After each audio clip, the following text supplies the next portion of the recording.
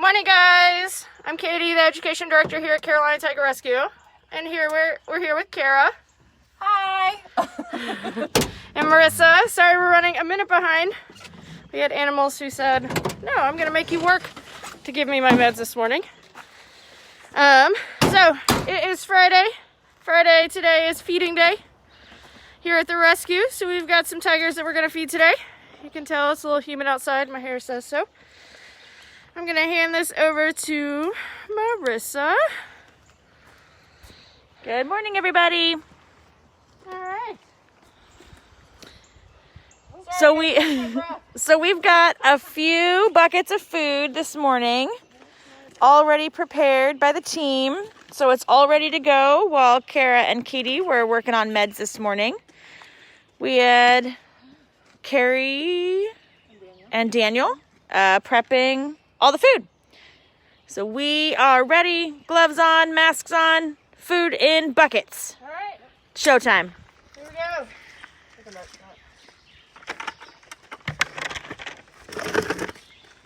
we got 5 tigers we're hoping to get to this morning without running too long here. We've got Tasha. We've got our oldest 2 tigers, Mona and Moki. We've got Madonna. And then if there's enough time, we'll head up to Nava. She's a little further away. One thing we'll say about Tasha this morning is she is in heat. And so her primary goal right now, if she was in the wild, it would be to find a mate. She thinks she's real pretty, which she is. She is. But she wants to tell everybody she's really pretty. So what we're going to do is we're going to stay on this side because what we may have to do is drop her food and leave. And a reminder, hey, we're not going to give you that attention right now. You should eat. So it's also vitamin day. We do vitamins 3 times a week. And Cara, do you want to remind everybody as to why we give vitamins? Yeah, so we do, like she said, we do vitamins 3 days a week. So our vitamins are just a supplement for our guys. So we do a whole carcass diet, but the majority of the time we do feed chicken.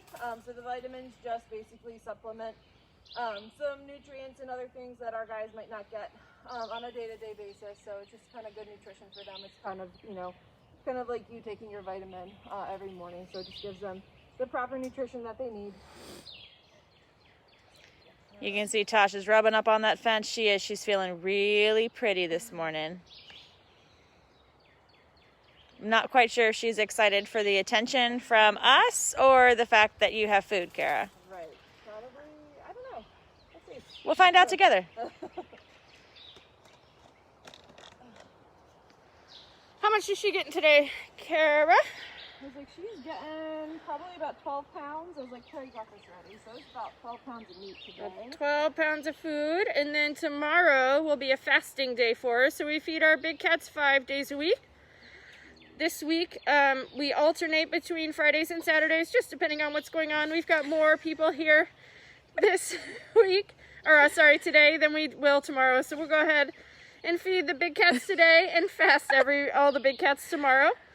And if, as you can see, she is less interested in that food, what we may have to do is just go ahead and come back later and see if she's interested. So in the wild again, she would be looking for a mate. She is in heat, which means she is intact. We will not, of course, let her breed. We are a no breeding facility, so we want to make sure that no cubs are born here. And as a reminder, we don't want any cubs born here because these guys are not going to help repopulate wild populations of tigers. They are what we consider mutt or generic tigers. So we're hoping as we walk away, she'll realize, oh, my attention's gone. There's some food there. Cara, does she tend to eat a little less when she's in heat? Oh, for sure. Yeah. She will go sometime. Oh, hold on. Here she goes. Maybe. Oh. So there's some tips and tricks that we do with feeding her. Oh, there we go. Definitely putting down food and then kind of leaving is something we'll do when she's in heat for sure. Sometimes she won't get like nice meals because she might tend not to eat them. So her appetite does go down a little bit. And then feeding her, it's a little bit like putting some down and then leaving, or hiding behind a tree, or something like that. So The things we do for these days. So no salmon or filet mignon for her right now? no. No, we don't want to waste it on her. Just in case she doesn't need it. So Yeah. Excellent. So we'll come back and feed her a little later Alright. and deal with that. Next we've got Mona and Moki. These are our 2 oldest tigers. They're going to be 22 this year in September, around September. Marissa, as I still continue to try to catch my breath, do you want to tell their story? Oh, I would love to tell Mo Girl stories. So Mona and Moki, we're going all the way down, yes? Yeah, they're Okay. shifted in their den box side. We're going to put the turkeys in there. Yeah, so you guys can see the shift gate is down over there. Mona and Moki are on their den box side. We are going to put food in down here, so we're going to take a little walk. But Mona and Moki, you can see their tour signs there. They came to us 11 years ago when a facility in Missouri had an incident where a person was severely injured by a tiger. It was not Mona or Moki. It was a different tiger. And the results, it ended in the tiger was fatally injured in order to stop the attack, and the volunteer was severely injured. And when they took them to the emergency room, they reported it as a dog bite, which I don't know if you know, but dog bites look quite different from tiger bites. I'm gonna flip this around just so that you see a person while we're doing this. So the person was injured. They reported the injury as a dog bite when they brought the person to the emergency room. And of course they look very different. And so when the truth came out, the facility that they were at lost their licensing and their permitting to have the animals that they did. And their animals were rehomed to other organizations and other facilities. We were lucky enough to get 4 of them. We got 2 male tigers named Fenimore and Emerson, and we got Mona and Moki as well. And so they have been with us since they were 10 years old, and they turned 21 in September. And so this year they will be 22 years old. And not only are they our oldest tigers, they are our smallest tigers. They weigh just over 200 pounds. Don't tell them I told you. They were 202 and 207 last time they stepped on a scale. And so it looks like we are ready to set this stuff up. So I'm going to flip it back around. Boop. There we go. So you guys can see what we are setting up this morning. So they are getting some turkey halves. Are they on one, Cara? Yes. So they're on 1 chicken. Now, for those of you who've tuned in, right, turkey. Those of you who have tuned in to our live feedings before, you may have heard us talk about how their diets are based on whole chickens. And a, quote, whole chicken is 6 pounds. And so if you hear us say they are on 1 chicken, it means they are on roughly 6 pounds of food. And even though each of their meals is not made up of chicken, the weights still remain approximately the same. And so they are each getting half of a very large turkey. Vitamins already stuffed under the skin. We're making sure we've got everything that we walked in with on our way out.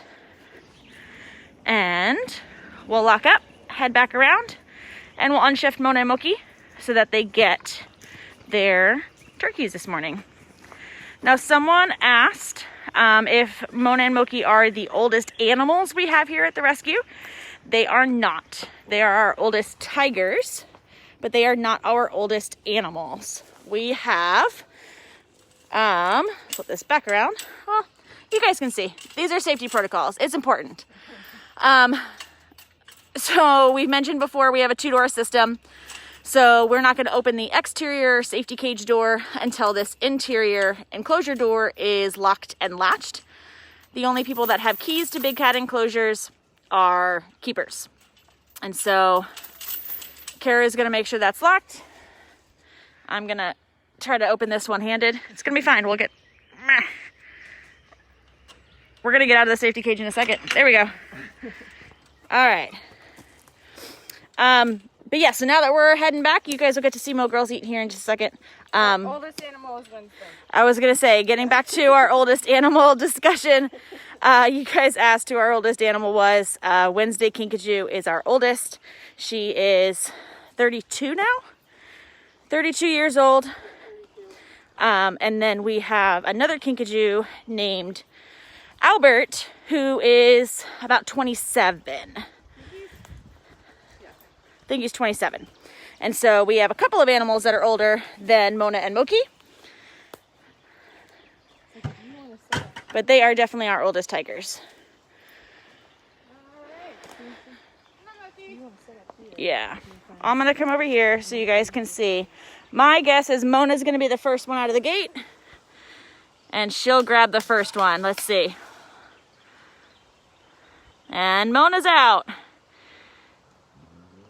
Turkey number 1. Come on, Moke. Hi. There we go.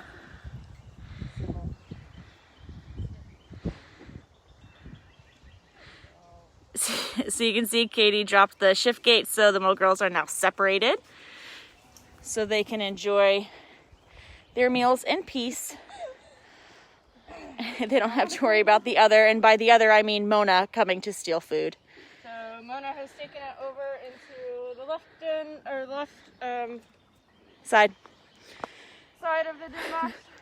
Moki is trying to figure out where she's going to take hers. So Mona is over there, if you guys can see her. When they have bigger pieces, it will take them to a place to protect them a little more. So when we give larger pieces like this, it's not uncommon for them. And like Moki's trying to do is find a place where she can safely guard that. Because it is going to take a little longer for her to eat. Versus when we just drop thighs down, they tend to hang with us and turn their backs on us. But this is a prized resource for them. And she's got to make sure she keeps it safe. Right. Don't worry, Mona. Nobody's taking that from you. Right. And Moki does have another like den box over here. But I don't know if I got human in there. No. She's down around the corner. Oh, we can't see her from up here. She's requested much more privacy. But I don't know if you can hear, if you guys can hear, Mona is crunching on those bones. Again, that bone is there. We feed, it's important to us to always feed. There you go. A whole carcass diet. They always crunch when they talk. I know. Mm-hmm. A whole carcass diet. That's going to help keep the muscle in their heads nice and strong, even though they don't need those muscles to take down prey because they live here. It's still really important for us to keep those, and for their health, to keep those muscles nice and strong. Just like your legs need to be strong, even if you're not going to go out and run a marathon. You still need strong legs to stay healthy. That bone also helps clean those teeth. These guys don't go to the dentist on a regular basis. We of course can get a dentist in here if necessary, or we see any tooth problems. But that bone's going to help keep those teeth nice and strong and nice and clean. And then that calcium, they get lots and lots and lots of calcium from that bone as well. Pretty sure, Cara, correct me if I'm wrong, in a single drumstick it would be like giving them how many? 14 calcium pills. And we just assume, give them the bone. It's a whole lot easier. And they'll get boneless treats occasionally, but as far as meals, they're going to get bone in just about, if not all, their meals. Every now and then we'll give them a big old boneless piece, but primarily they're going to have bones in those meals. And they enjoy it. It's good enrichment for them. We're not going to always feed thighs. Thighs are really quick to eat. You don't always have to crunch them. So giving her a big piece like this is going to help with enrichment. It's going to take her a little bit to eat it, which is also good. All right. To Madonna? Yeah. Onward. Onward. Katie, someone asked if we give them fish to help make sure they get those vitamins as well. Like, so that would be a great question for Cara. Occasionally, yeah. I was like, we definitely do feed fish. Sometimes it just depends which cat likes what. So sometimes kind of like monthly we throw in fish to their diet. Some like it more than others, and then sometimes we end up having to go in to take it out because we don't want fish sitting in their enclosure too long. So yeah, but normally again, that supplement, those vitamins that they get 3 times a week, give them all those nutrients that they need. So the fish sometimes act as enrichment as well. So we cut them up a certain way to give them that fish. And then again, sometimes it's just certain cats like them more than others. The small cats tend to like. That's a scary one. Yeah. Thank you. Small cats tend to like it a little bit better, especially because they get like the boneless salmon. We have a lot of scallops right now too. Ooh. And sometimes that kind of miscellaneous stuff that helps us with meds sometimes. So when a cat's getting picky towards kind of the end of their life type deal, if we're having a hard time getting them to eat, sometimes fish fish is one of those things that we'll kind of throw in there to mix things up and give them something different towards the end to see if that's something that they want. We also have some adoptive parents who will bring shrimp. Okay. I got it. I got it now. It's fine. Challenging part of my day will be carrying boxes. So we have a couple of adoptive parents who bring shrimp occasionally for small guys. Yeah, we do. She cleans them and she brings them It's a nice treat. yeah. I apologize if it's a little shaky right now, guys. All 3 of us are carrying like buckets of food and boxes and stuff, so I apologize if it's a little shaky, but I'd rather a little shaky than to drop the phone. So we are headed down off tour now to go find Madonna. And by find her, I mean we know where she is. She's in our enclosure down here. Madonna is one of those that we have shifted enclosures occasionally to find the one that's just right. So it's like 3 little bears. She used to live up on the hill in the back where Nava is. And we found that to not be as enriching enough for her. We moved her to where Mona and Moki now live. It was a little too enriching because it's on the tour path. She did not enjoy it. We have now found the enclosure that is just right.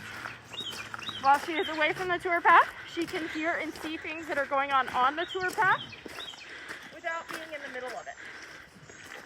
So sometimes it takes a little bit to figure out, as far as their personalities, what works best. And Madonna says, I love this one. This was her just right bowl of porridge. Are you excited? So for her food today, instead of just dropping her food down the food chute, I'm going to make her work for it just a little bit. So we've got a box we're going to put her food in. So she's got to work for it a little bit. Big boxes. And then there's boxes also. We'll leave it in there for a day or two, a couple days, so that she can play with it afterwards. So we're going to go ahead and shift her. Kara's dropping that shift gate. Come over here. Come on, Madonna. Come on. Madonna. Okay, I'll walk this way too.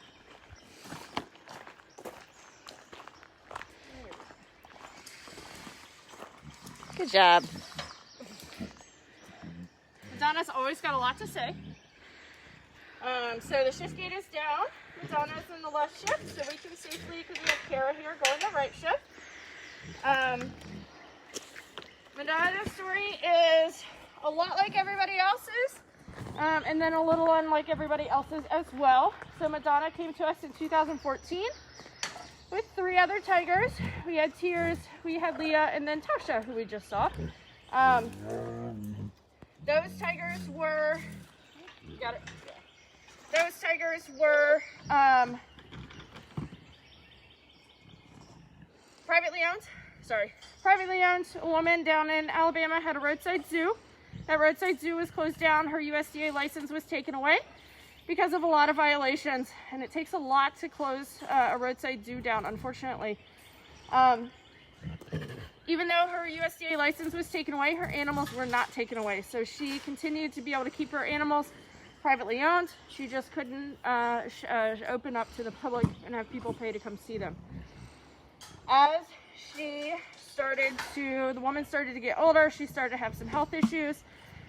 Her family decided, once they got power of attorney, they no longer wanted the animals. We were called in. What was exciting about this rescue is previously we hadn't had a rescue in about 2 years. And so we were excited to get a rescue again.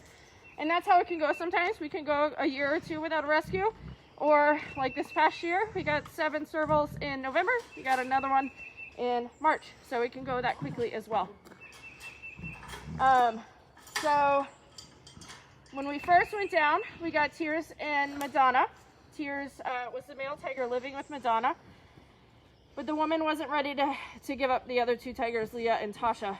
And so we said, just call us when you're ready.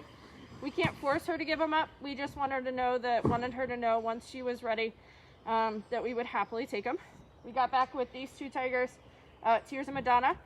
And within a day or 2 after being back, her son, the woman's son, called us and said, you need to come get these tigers or I'm going to euthanize them. We said, hang on. We can't move that quickly. We were able to work with another facility down in Georgia who went and got Leah and Tasha and held on to them while we could get the Tears and Madonna through quarantine and make sure they were healthy out into their enclosure, and then we went and picked up Leah and Tasha.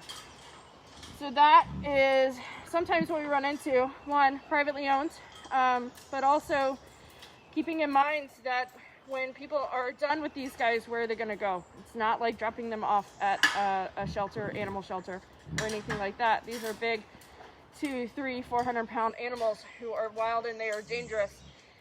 And there are very few legitimate places around the country who are capable and equipped to take them.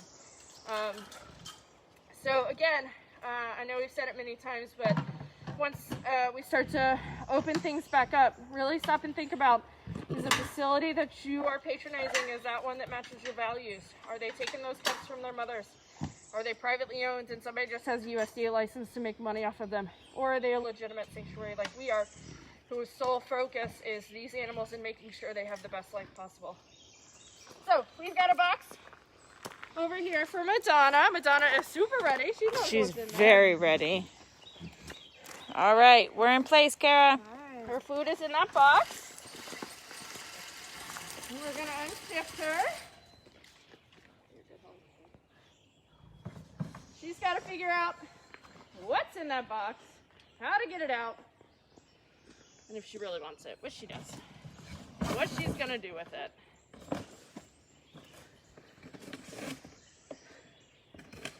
She does love a good box.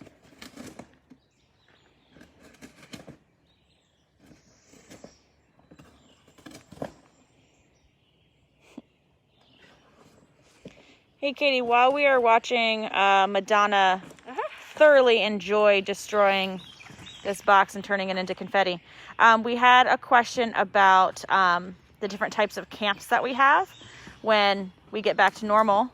Oh, she's got it. Prance it off with it. She's so excited. Very proud. Cara, what did she get today? Looks like turkey. Yeah. She got a big old piece of turkey. So camp experiences. What types of camps do we have? So we have camps for rising 3rd through 5th graders. We have camps for rising 6th through 8th graders. And then we actually have a 3-day high school camp. And if that wasn't enough, we have an adult camp as well. So this summer, we are all filled up with our summer camps. This is the fastest we've ever filled them up, which is super exciting for us. We actually overloaded both of the camps. We usually accept 12. We accepted 14 this year in all of our camps, which is really exciting. For our high school camp, our 3-day high school camp last year, which we plan to do again this year, as long as everything works out. Of course, everything is a big question mark right now. We spent the day over at NC State. We have a professor who we know and work with who does research on our guys after they pass away. We were able to see his lab and also take a tour of the vet school, which was super cool. During the camps, we focus a lot on the individual species. You learn not only where tigers come from, where lions come from, but also the stories as well. It's really important to us, and we have seen, as times are changing in the last few years, that kids are the ones who are helping and exploitation of these guys, and we just want them to get a better understanding of what goes into not only caring for them but also being a legitimate sanctuary. And then, don't tell the kids, my favorite day, or a couple of favorite days of the year, are the... I just need y'all to know. We're being followed. I am terrified of birds. And that is daunting behind me. Cara, you got me? Yeah. Okay, Cara's gonna protect me. I'll hold the camera and document it all. It's fine. So, adult camp. So, 2 to 3 times a year, we have adult camp on a Saturday. We have found that Saturday being our sweet spot as to when we can fill those up. They come from 9 to 4. We serve a catered lunch from a local Phoenix bakery, which is right in town, a local facility, or bakery. And we do all the best things of kid camp in one fast-paced, fun-filled, awesome day. You get to go help the keepers feed, get to watch pacassos being made. Marissa typically can do an operant session with the mows, so you get to watch that. Make enrichment for them and watch the tigers tear that up and meet our individual species. So that is a lot of fun. We're hoping, fingers crossed, that our next one, it is full on June 8th, I think it is. We'll be able to happen. We had to cancel our one in April, but we'll do another one in the fall, at least one more in the fall. But if you're interested in summer camp or any of those, shoot me an email. I'll put you on the list, and if we can't get you in this summer, contact people on the list in January when we start to look to open up for next year. Yeah, lots of fun. Where can they find that information, Katie? On our website, carolinatigerrescue.org. Look under Learn.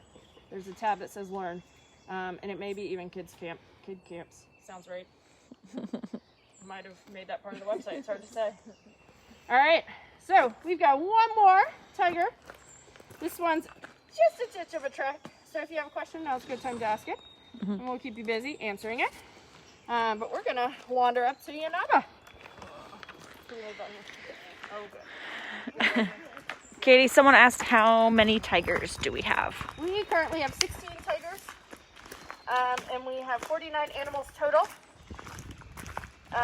Here at the rescue, we have 2 lions, 2 cougars, an ocelot, 2 caracals, a lot of servals. 13 servals, and a handful of other guys. 10 species total. 8 of those are cats. Our 2 that are not cats are Quadamundi. And then we have kinkajous as well. And both Quadamundi and kinkajous are native or relative or in the raccoon family. They look very different. Kinkajous resemble primates actually, and they have a prehensile tail. We're actually going to hopefully meet them next week. They're outside now in their outdoor enclosures, and the plan is to meet them next week. They are nocturnal, so we'll have to wake one up. It's okay, I'll bring treats for them so they don't mind so much. But we plan to meet Albert, at least Albert next week. We'll definitely see if we can't get a glimpse at least 1 or 2 others, but Albert's almost always a sure thing to come out and say hello and get some treats. So that is planned for Wednesday of next week. The only thing that may throw a wrench in that is the weather. But if we have to change that, we'll flip-flop Friday and Wednesday so that we can meet the kinkajous next week. Because they're fun. And just wait, because they're interesting. They are. They're very interesting Wildly creatures. aggressive, so it's fine. Alright, so the tricky part of this, finding the tiger. We are not going to assume anything. We are always going to put our eyes on the tiger. Even if we have a very good idea of where she is, we got to put our eyes on her. So we're looking for Nava. The best part of it is when you're looking for a tiger and they're right in front of you. Sure. And you miss them. So I don't see any tiger right in front of me, thankfully. That would be embarrassing. Totally miss it on camera.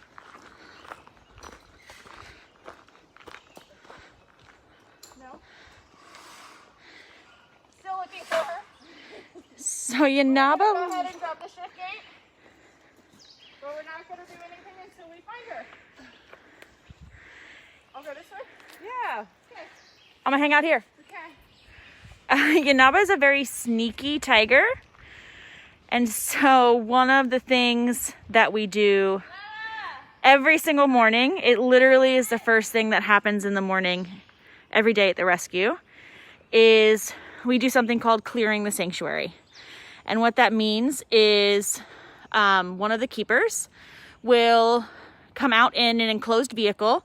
So not like an open Jeep like in Jurassic Park. We have much better protocols than they did in that franchise. But in an enclosed vehicle, and make sure that all of the fences are still up, all of the big cats are where they're supposed to be, everybody is alive and well, and once they have put eyes on everybody, then we go ahead and they'll radio up to the rest of the staff and say the sanctuary is safe, and not until that radio call comes through does anyone else enter the sanctuary. And so Katie said to come on over this way. So I'm going to come over here to Katie, and we're going to try to show you how difficult she is to spot. Let's see. Of course she's going to get up. She's going to make it easier on everybody. On the side of her den box, you can just see the whites. Oh, it's so above her eyes. sneaky. Do you see her in the den box there? Yeah, not sure if you guys can really see it hard to see. because it's kind of it's kind of dark in there. But she is all the way in the back right-hand corner of this den box over here. And she likes to make it difficult every morning. She's also one that gets meds, which is why we were a little late this morning. There she is. She's moving now. Come on. There you go. She's do like, you hear oh, a yeah, box? boxes? Do you hear a box? This is for yeah. you. Oh, She gets real excited about boxes. But yeah, so as far as clearing the sanctuary every morning, Yanaba is one of the animals that is, hi, good morning. That is just super sneaky and always makes the keepers pay very close attention. So if you want to see, that shift gate is down. All the way over there. And then this shift gate is down. There. Locking her in this shift so we can go in the middle shift. Cara, see 2 shift gates down. Yanaba on the left. Same, both shift gates down. Tiger's on the left. So when you hear us talking back and forth, confirming verbally out loud that the animal is where they're supposed to be, or where we've intended for them to be, and that all shift gates are down, is again a process that we do every time we enter an enclosure, whether it's a big cat or a small cat. Safe places don't just exist, they are created, and we work extremely hard to maintain a safe space here every single day. And so you'll hear that kind of reflected in what we do. So she's very excited. She's waiting on the other side of the shift gate. Let's see what Katie's setting up for her. Sorry, Cara, I just walked right in front of you. No, you're fine. Here's my enrichment, getting the top off. So her vitamins are sprinkled. You can't see it right there. So her vitamins are sprinkled on her chicken thighs. And how much is she getting today? She is on 1 chicken. 1 chicken. So she's watching all of this and is very excited. Sneaky girl. Well, she was watching it when I said it, and then she walked away. That's how she rolls. She's very sneaky. You guys are right. A lot of people are commenting that she's very sneaky, and that is definitely a word for it. She's very, very sneaky.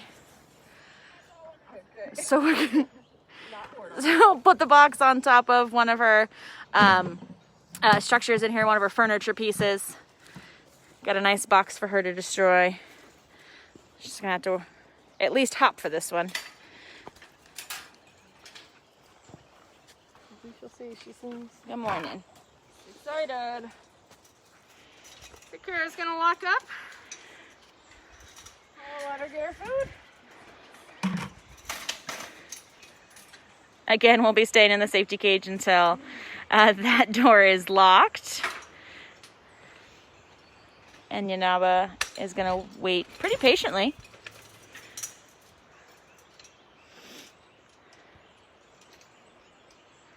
That way we can unshift her.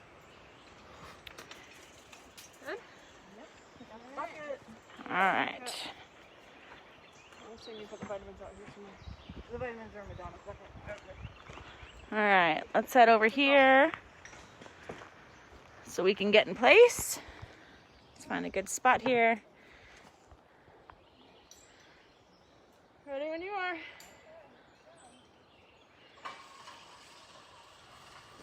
Come on, Nava.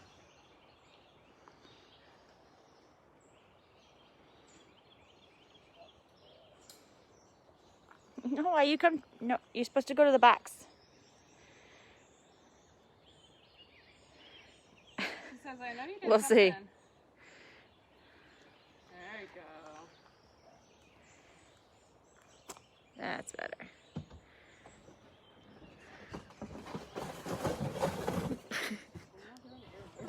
Right. Well, that's one approach.